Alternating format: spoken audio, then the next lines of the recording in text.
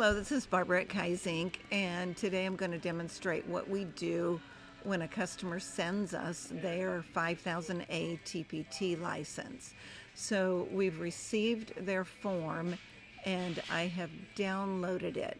It is currently in my downloads right here. So I am going to take that file and I am going to put it into a file on our farm under Kaizink TPTs and move it over to here so that we can keep it on file. This customer also has an order in right now which we need to remove the tax on. So we're going to go into that order and we're going to click on the tax field right here. And we're going to make the order tax exempt, yes. And then we're going to put the tax, oops, okay, so I get to go back and get that number.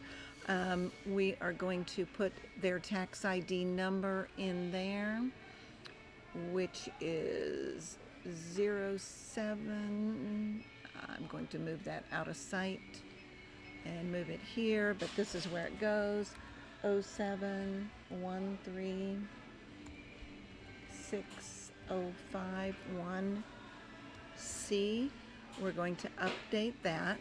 So now the order has been made tax exempt.